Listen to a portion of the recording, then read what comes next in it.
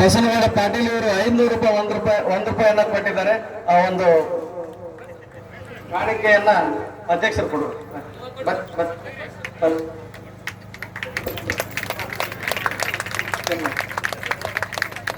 ಬಹುಶಃ ನಾವು ಆಕೆ ಮಾತನಾಡ್ಲಿಕ್ಕೆ ಅವಕಾಶ ಕೊಡದೇ ಇದ್ರೆ ಆಕೆ ಪ್ರತಿಭೆ ನಮ್ಗೆ ಯಾರಿಗೂ ಕೂಡ ಗೊತ್ತಾಗಿಲ್ಲ. ಸಮಯದ ಅಭಾವ, ಸರಿ ಗೆಸ್ಟ್ ಅವಶ್ಯಕತೆನೇ ಇರಲಿಲ್ಲ.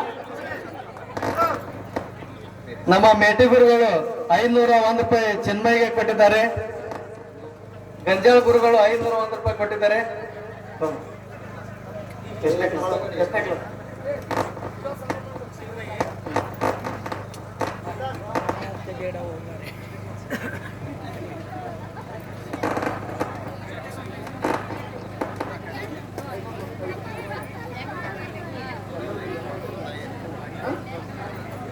ನಮ್ಮ ಕಾರ್ಯಕ್ರಮದ ವತಿಯಿಂದ ಚಿನ್ಮಯಿಗೆ ಸನ್ಮಾನ.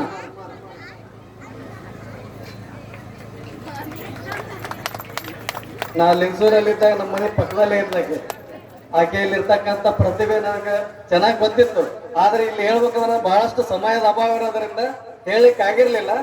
ಆದ್ರೆ ಆಕೆ ಹತ್ತಿದ್ದನ್ನ ನೋಡಿದ್ರ ಆಕೆ ಹೇಳಬೇಕು. ನಾವ್ ಒಂದ್ ವೇಳೆ ಹೇಳದೇ ಇದ್ರೆ ಆಕೆ ಬಹಳ ಮನಸ್ಸಿಗೆ ನೋವು ಮಾಡ್ಕೊಡ್ತಾ ಇದ್ವಿ.